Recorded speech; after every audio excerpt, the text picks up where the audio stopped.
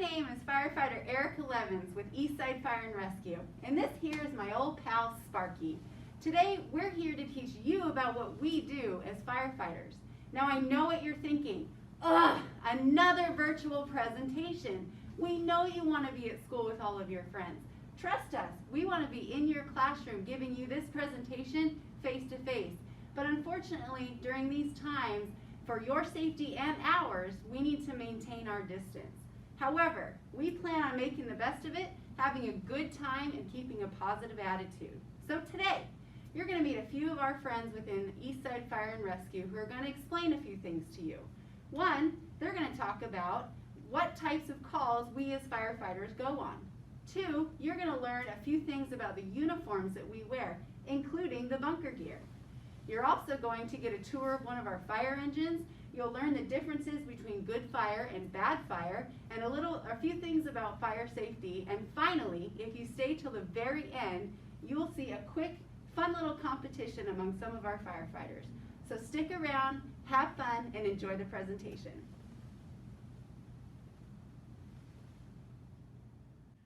Hey everybody, my name is Adam Benson and I am a firefighter with Eastside Fire and Rescue.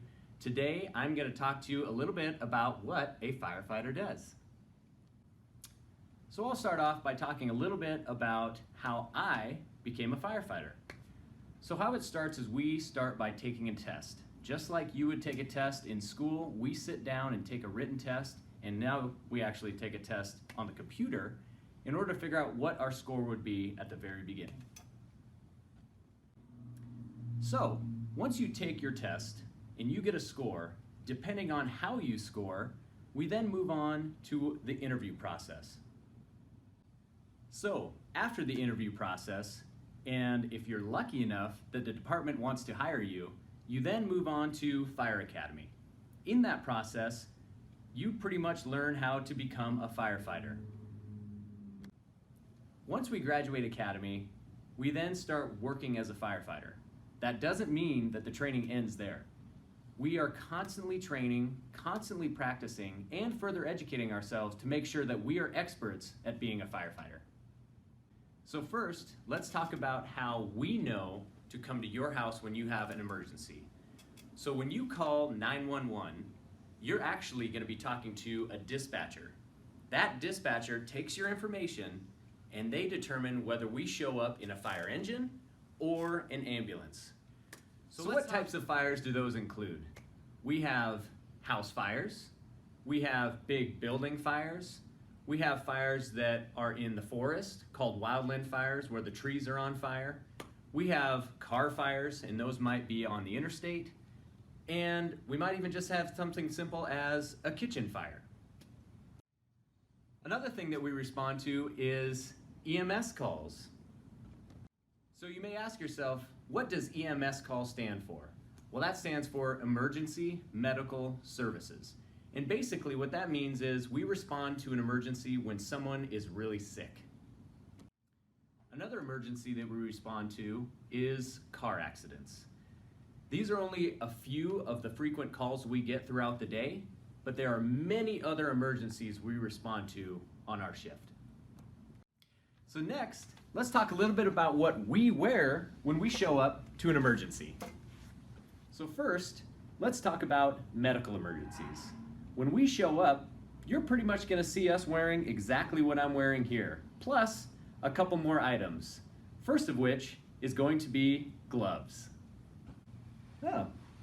So, when we have our gloves on, it is to ensure your safety and our safety for any contamination that there may be on scene. Next, we need eye protection. So what we wear these glasses for is to make sure that we protect ourselves from any contamination that may be spraying toward us on scene. Next, we are going to be wearing a mask. So, this is our mask, or what we call a respirator. It is a little bit hard to understand us with this, but it is for our safety and your safety, especially in these COVID times. Next, we are going to add one more piece to our uniform, and that is going to be our gown. This is our gown that protects us from all the other exposures that we have on scene. So next, I'll get out of this and I'll show you something else. So, in recap, that is what we are going to show up when we come to an emergency medical service call. When someone's really sick, you're going to see us show up exactly how I was. Next, I'd like to show you exactly what we're going to show up in when we respond to a fire. So, this is what we call bunker gear. This is a protective uniform that we use when we go on certain types of calls. My friend Anna is going to talk to you a little bit more about it. Thanks, Adam. I'm Firefighter Erickson, and I'm going to show you about our bunker gear, why we have this set up the way it is. So we have our boots put in our pants just because we need to get into our bunker gear in 90 seconds and be ready to respond to your call. So we have our hood in the middle here, so it's quick to put on, and then we have our boots inside and our suspenders ready to grab so we can get them on quick. So first, we're going to take off our boots that have zippers, so we're able to take them off in a quick, fast time there, and then we're going to put our hood on, then slip into our boots, pull up our suspenders,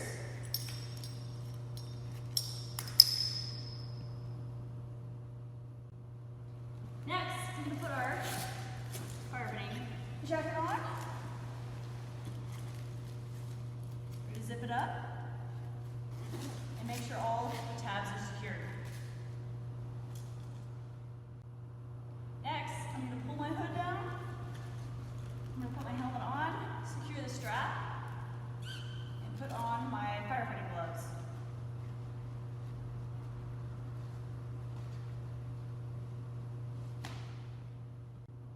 So why we wear this gear is it protects us from heat in a fire, it protects us from sharp objects on a motor vehicle crash or even in a house fire. It protects us from any kind of hot liquids, and we obviously wear gloves that are also thermal protection. We wear a helmet because possible things can collapse on our head or any kind of sharp objects, and we make sure everything's secured and closed, and we do a buddy check when we're on a fire to make sure that everything's intact. So this is our air pack. Our air pack has compressed air in it, and it is used in a fire to protect us from smoke. So it's like a diver that is underwater that's needing air to breathe. We are needing air in a fire. And in this pack, we have a bunch of tubes that go everywhere, and one of the tubes go to one of our breathing tubes, and it's called a regulator. Our regulator hooks up to our mask and allows us to breathe compressed air. This tube is like a backpack. It pretty much goes on like a backpack. It has straps to go around your shoulders and straps to go around your waist. So you guys wear a backpack to school, we wear a backpack to a fire. So I'm going to turn my pack on now. I'm going to make sure that the cylinder is open fully. And you're going to hear a bunch of beeping, and my viber alert just went off, and so you're going to hear that it vibrated. After I do that, I know that it's in working condition. I'm going to put it on my back. I'm going to secure the straps. And I'm going to ensure that everything is tightened down so I'm able to perform on a fire. So next, I'm going to pull my helmet off, keep it in my hands. I'm going to slip on my mask. I'm going to tighten down the straps. I'm going to pull my hood up and over my mask and make sure it covers all the straps. Then I'm going to place my helmet back on, secure the chin strap, and then I'm going to get ready to put my MMR on my mask. Before I put this on, I'm going to be breathing compressed air. Now I have my mask on, I check my purge valve to make sure it's working, and I'm ready to go into a fire. So with my air in my face and I'm breathing compressed air, if I come at you, looking for you in a fire, I might seem, I'm still Firefighter Erickson, and I'm not trying to be scary. We're just looking for you, we're going to be searching on our hands and knees if there's a lot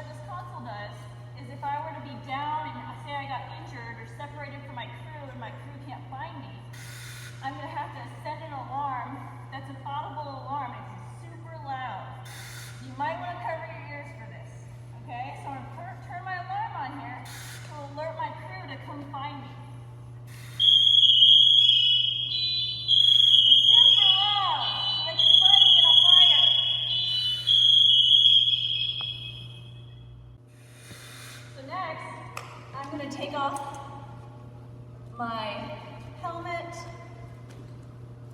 my hood,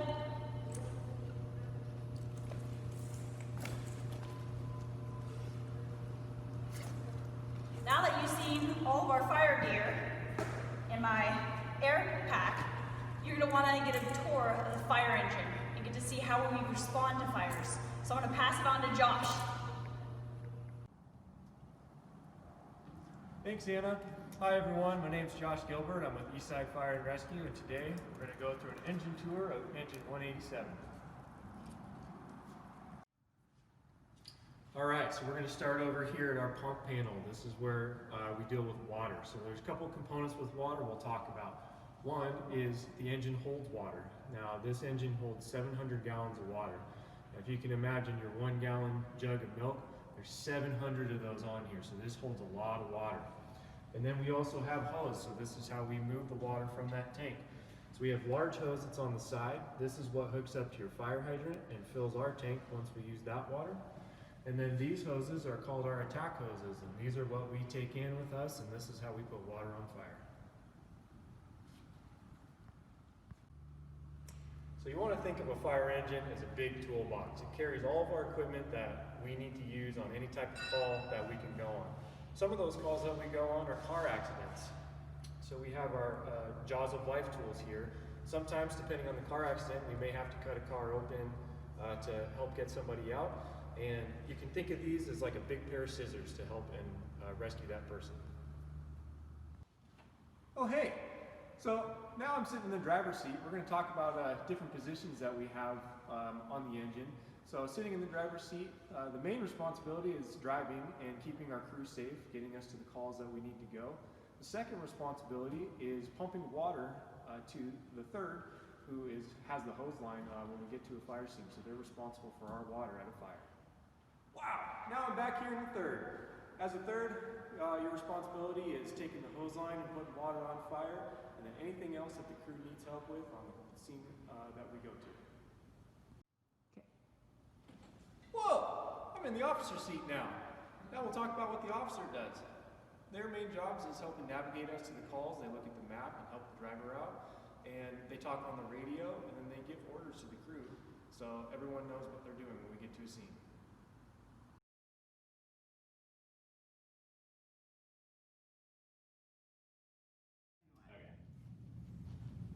Hey there, Firefighter Benson here.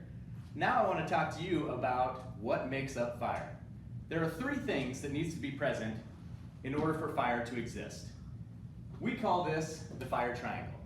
In order for fire to exist, you need to have a heat source, you need to have air present, and you also need to have some sort of fuel. In order for fire to actually happen, you need all of these 3 things present. If you take away any one of them, you will no longer have fire. So now that you have a good understanding of what makes up fire, let's talk a little bit about good fires versus bad fires. So first, we have a good fire being a candle.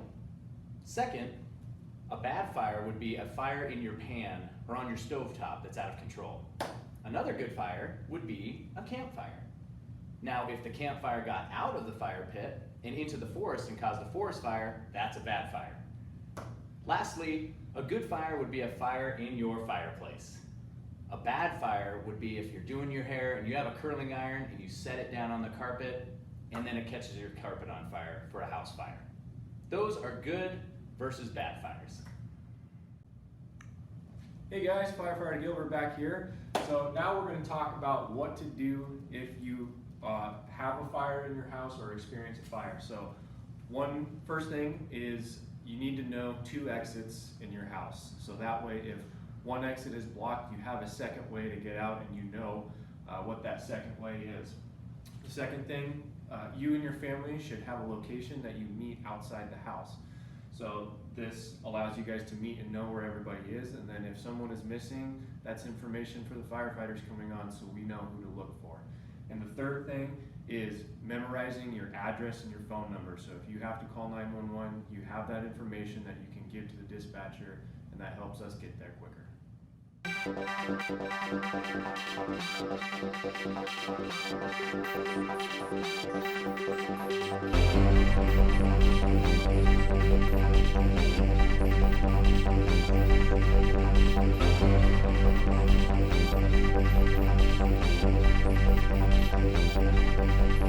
you.